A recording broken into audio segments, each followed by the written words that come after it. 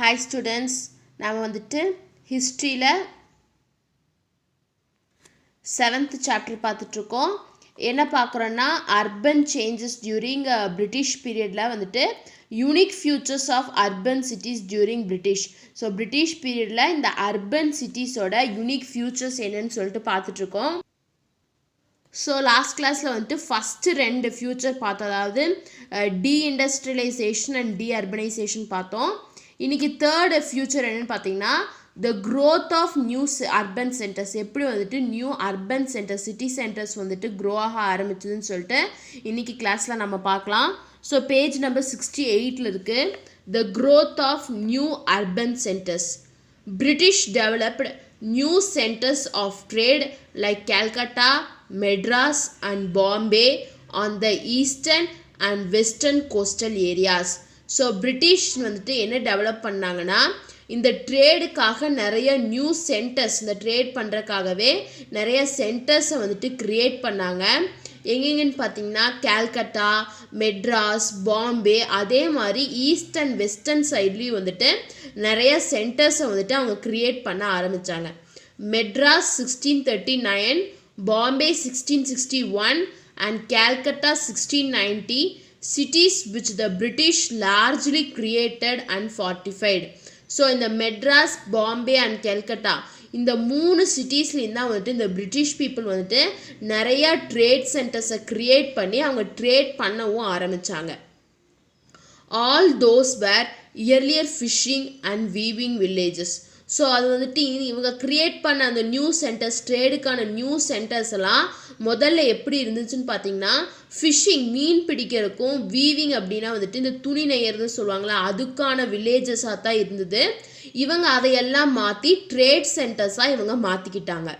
Here they built their homes, shops and churches as well as their commercial and administrative headquarters. So இங்கே என்ன பண்ணாங்கன்னா அவங்களுக்கு தேவையான Holmes, வீடுகளையும், அவங்களுக்கு தேவையான ஷாப்ஸ் அண்ட் அவங்களோட சர்ச்சஸ், அவங்க கும்பிட்ற ஜீசஸ் சர்ச்சஸ் எல்லாத்தையுமே வந்துட்டு பில்ட் பண்ண ஆரம்பித்தாங்க. அதே மாதிரி கமர்ஷியல் அண்ட் அட்மினிஸ்ட்ரேட்டிவ் ஹெட் குவார்ட்டர்ஸாகவும் வந்துட்டு அவங்க அதை மாற்றிக்கிட்டாங்க. From the mid 18th century there was new phase of change.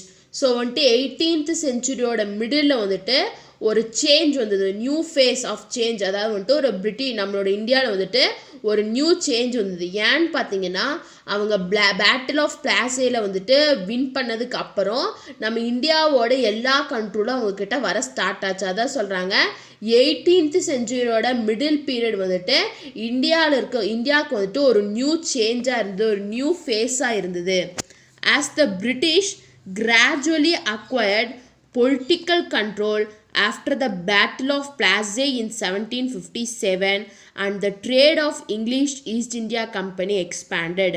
So வந்துட்டு பிரிட்டிஷ் வந்துட்டு கிராஜுவலாக நம்மளோட கண்ட்ரியில் வந்துட்டு பொலிட்டிக்கல் பவரை வந்துட்டு அக்வயர் பண்ண ஆரம்பித்தாங்க.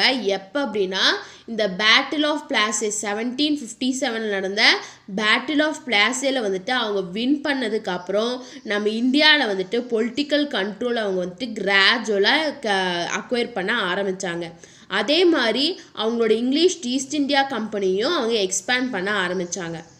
A new trend of urbanization began in the later half of 19th century as a result of opening of Suez Canal, introduction of steam navigation, construction of railways, canals, harbors, growth of factory industries, coal mining, tea plantation, banking, shipping and insurance.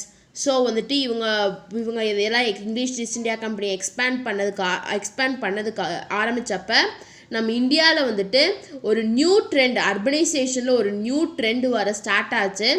எப்போன்னு பார்த்தீங்கன்னா 19th centuryயோட ஹாஃப்னால் வந்துட்டு 50 years, 19th century 50 yearsக்கு next 50 yearsல வந்துட்டு ஒரு new trend வந்துச்சு அர்பனைசேஷனில். எதுக்கு அப்புறம்னு பார்த்தீங்கன்னா அவங்க Swiss canal open பண்ணதுக்கப்புறம், ஸ்டீம் நேவிகேஷனை கொண்டு வந்ததுக்கப்புறம், ரயில்வேஸை கன்ஸ்ட்ரக்ட் பண்ணதுக்கப்புறம், அதே மாதிரி அவங்க கொண்டு வந்த கேனல்ஸ், ஹார்பர்ஸ் இது எல்லாத்தையும் அவங்க கன்ஸ்ட்ரக்ட் பண்ணதுக்கப்புறம் நம்ம இந்தியாவில் வந்துட்டு அந்த அர்பனைசேஷன் ப்ராசஸில் ஒரு நியூ ட்ரெண்டு வந்துட்டு வர ஆரம்பிச்சுது. Changes in the networks of trade were reflected in the development of urban centers. So இந்த நெட்ஒர்க்ஸ் ட்ரேடோட நெட்ஒர்க்ஸில் சேஞ்ச் பண்ணதுக்கு அப்புறம் அது எப்படி ரெஃப்ளெக்ட் ஆச்சு எதிரொலிச்சுன்னு பார்த்தீங்கன்னா நிறைய புது புது அர்பன் சென்டர்ஸ் வந்துட்டு டெவலப் ஆக ஆரம்பிச்சுது அப்படின்னு சொல்கிறாங்க. So growth of new urban சென்டர்ஸில் நம்ம பார்க்கும்போது இந்த பிரிட்டிஷ் வந்துட்டு மெயினாக வந்துட்டு பிரிட்டிஷ் பேட்டில் ஆஃப் பிளாஸில் வின் பண்ணதுக்கு அப்புறம் நம்ம இந்தியாவோட பொலிட்டிக்கல் கண்ட்ரோல் அவங்கக்கிட்ட வர ஆரம்பிச்சது. அதை யூஸ் பண்ணி அவங்களோட இங்கிலீஷ் ஈஸ்ட் இந்தியா கம்பெனியை எக்ஸ்பேண்ட் பண்ணாங்க. ஸோ அதிலிருந்து ஒரு நியூ ட்ரெண்ட் அர்பனைசேஷன் ஒரு நியூ ட்ரெண்டை கொண்டு வந்தாங்க. அது மூலயமா நம்மளோட அர்பன் சென்டர்ஸ்லாம் வந்துட்டு டெவலப் ஆக ஆரம்பிக்குது. ஃபஸ்ட்டு பாருங்கள் போர்ட் சிட்டிஸ், அதாவது துறைமுகங்கள் இருக்கக்கூடிய நகரங்களை தான் வந்துட்டு போர்ட் சிட்டிஸ் அப்படின்னு சொல்லுவாங்க. The British arrived in India for trading. So British எதுக்காக இந்தியாவுக்கு வந்தாங்க? ட்ரேட் பண்ணுறக்காக தான் அவங்க இந்தியாவுக்கு வந்தாங்க.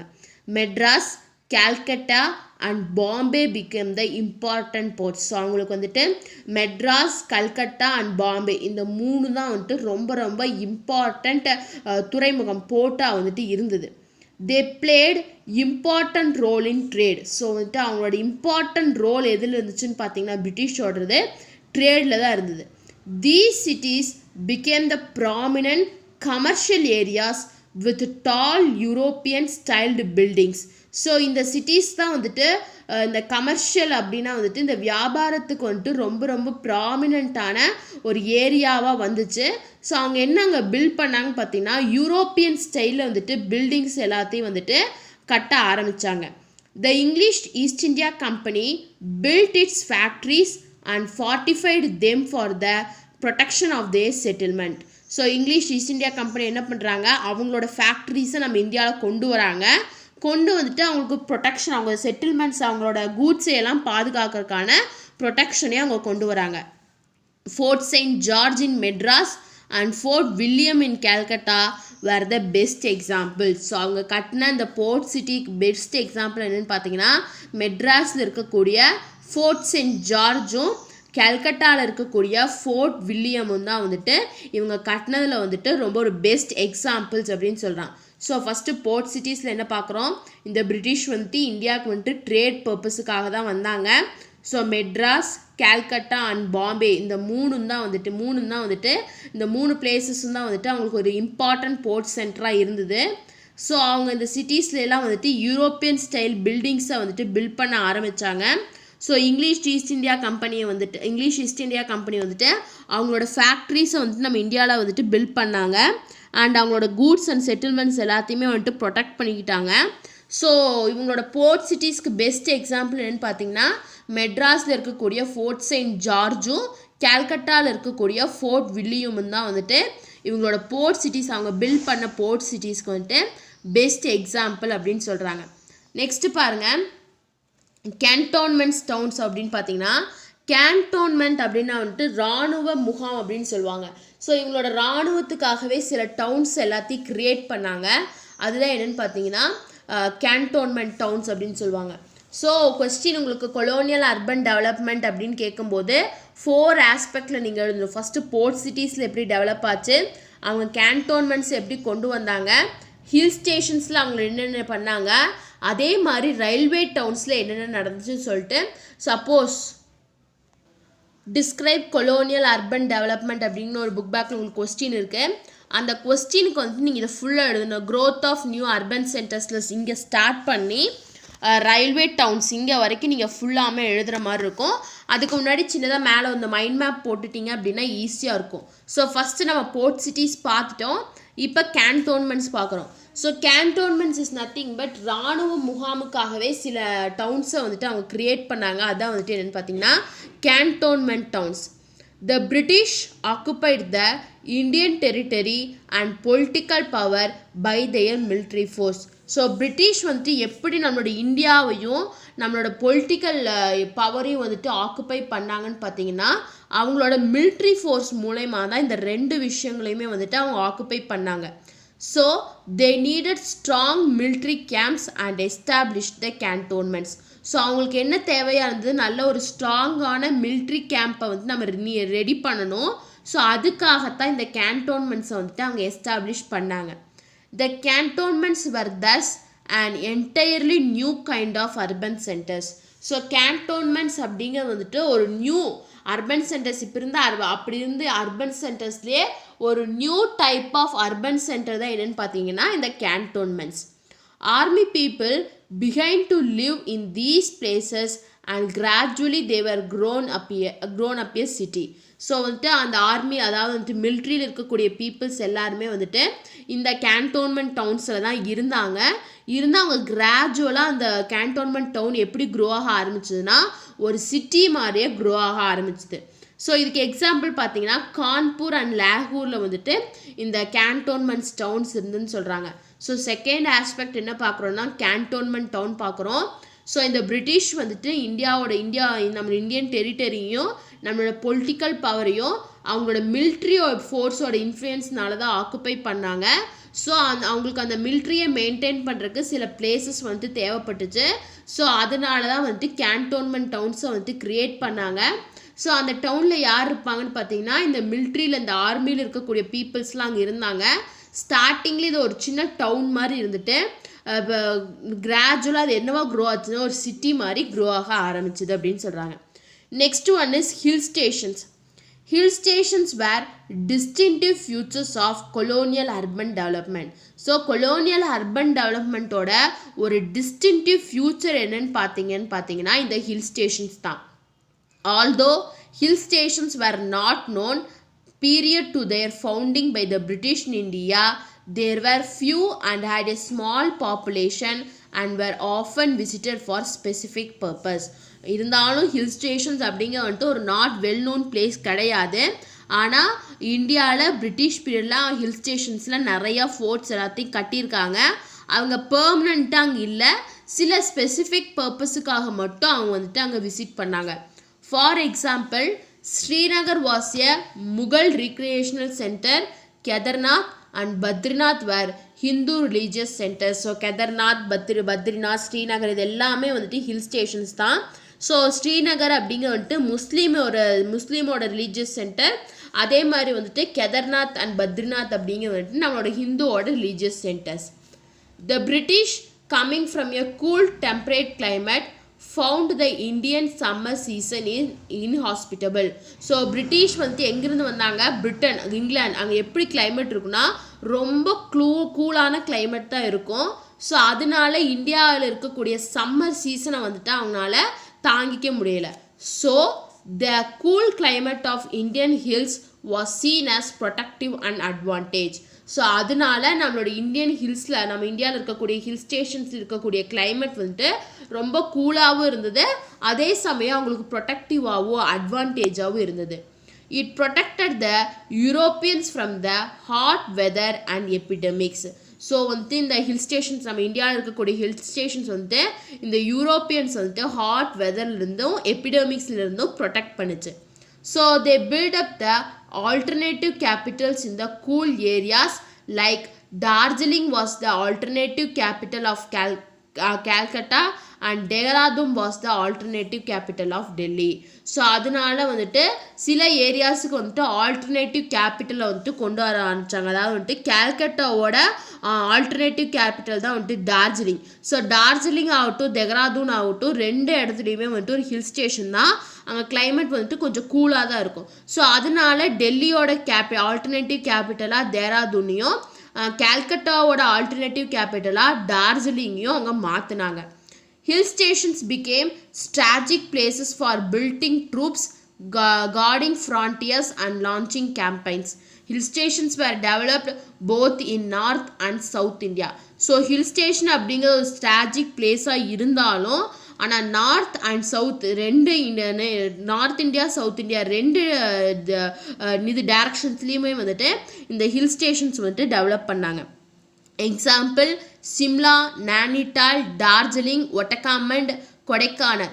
ஸோ இந்த ஹில் ஸ்டேஷன்ஸ்க்கு வந்துட்டு இந்தியாவில் இருக்கக்கூடிய இம்பார்ட்டன்ட் ஹில் ஸ்டேஷன்ஸ்க்கு எக்ஸாம்பிள் தான் இப்போ சொல்கிறாங்க. Shimla, Nainital, Darjeeling, Ootacamund is Ooty and Kodaikanal. So இது எல்லாமே வந்துட்டு ரொம்ப இம்பார்ட்டண்ட்டான ஹில் ஸ்டேஷன்ஸ் பிரிட்டிஷ் பீரியடில். Shimla was founded during Gurkha war. So இந்த ஷிம்லாவை எப்போ கண்டுபிடிச்சாங்கன்னு பார்த்தீங்கன்னா 1814 1816 வரைக்கும் நடந்த அந்த குர்காபாரில் தான் வந்துட்டு ஷிம்லா அப்படிங்கிற பிளேஸையே வந்துட்டு இவங்க கண்டுபிடிச்சாங்க. Darjeeling was wrested from the rulers of Sikkim in 1835. So டார்ஜிலிங்கை வந்துட்டு யார்கிட்ட இருந்து வாங்கினாங்கன்னு பார்த்தீங்கன்னா சிக்கிம் ரூலர்ஸ், அதாவது வந்துட்டு சிக்கிமை ரூல் பண்ணிக்கிட்டு இருந்தவங்ககிட்ட இருந்து தான் டார்ஜிலிங்கை வந்துட்டு கேப்சர் பண்ணாங்க 1835. These hill stations were also developed as sanatorium places for soldiers for rest and recovery from illness.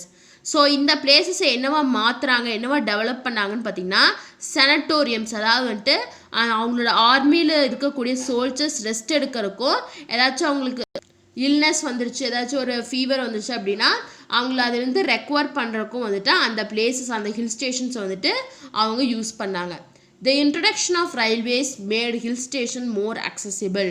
So அது வரைக்கும் அந்த ஹில் ஸ்டேஷன்ஸ்க்கு வந்துட்டு ட்ராவல் பண்ணுறது ரொம்ப கஷ்டமாக இருந்தது. ஆனால் இந்த ரயில்வேஸை வந்துட்டு ஹில் ஸ்டேஷன்ஸில் இன்ட்ரடியூஸ் பண்ணதுக்கப்புறம் அந்த ஹில் ஸ்டேஷன் வந்துட்டு ரொம்ப அக்சசிபிளாக இருந்தது, ஈஸியாக போயிட்டு வரக்கு ரொம்ப ஈஸியாக இருந்துச்சு அப்படின்னு சொன்னாங்க.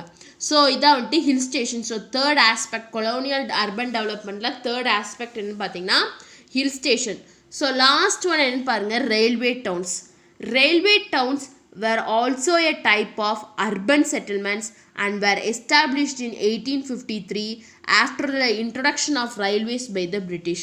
ஸோ ரயில்வே டவுன்ஸ் அப்படிங்கிறது வந்துட்டு இந்த அர்பன் செட்டில்மெண்ட்டில் ஒரு டைப் தான். இது எப்போ எஸ்டாப்ளிஷ் பண்ணாங்கன்னு பார்த்தீங்கன்னா 1853. ஸோ பிரிட்டிஷை இன்ட்ரடியூஸ் பண்ண ரயில்வேஸுக்கு அப்புறம் தான் இதை வந்துட்டு கொண்டு வந்திருக்காங்க. By the nature of railway transport, all the towns were located on the plains, example Delhi, Mumbai and Kolkata. So இந்த ரயில்வே டிரான்ஸ்போர்ட்டை நேச்சரை பேஸ் பண்ணி எல்லா இடத்துல, எல்லா டவுன்ஸில், பிளைன்ஸில் இருக்கக்கூடிய எல்லா டவுன்ஸ்லேயுமே வந்துட்டு இந்த ரயில்வே ஸ்டேஷன் அப்படிங்கிறத கொண்டு வந்தாங்க. இதுக்கு எக்ஸாம்பிள் தான் என்னென்னு சொல்கிறாங்கன்னா Delhi, Mumbai and Calcutta. So colonial urban development கேட்கும்போது நீங்கள் 4 ஆஸ்பெக்ட் எழுதணும். First one is port cities, second one is cantonments, third one is hill stations and fourth one is railway towns. So இன்னைக்கு கிளாஸை நம்ம இதோட ஸ்டாப் பண்ணலாம். ஸோ நெக்ஸ்ட் கிளாஸில் வந்துட்டு creation of municipalities and corporations, எப்படி வந்துட்டு முனிசிபாலிட்டி கார்பரேஷன் அப்படிங்கிறத வந்துட்டு பிரிட்டிஷ் வந்துட்டு கிரியேட் பண்ணாங்க அப்படின்னு சொல்லிட்டு நெக்ஸ்ட் கிளாஸில் பார்க்கலாம். So the growth of new urban centres, அந்த இதில் ஃப்யூச்சரில் வந்துட்டு ஏதாச்சும் டவுட் இருந்துச்சு அப்படின்னா கமெண்ட் பண்ணுங்கள். இந்த வீடியோ கிளாஸ் பிடிச்சிருந்தா லைக் பண்ணுங்கள், ஷேர் பண்ணுங்கள், சப்ஸ்கிரைப் பண்ணுங்கள். தேங்க்யூ.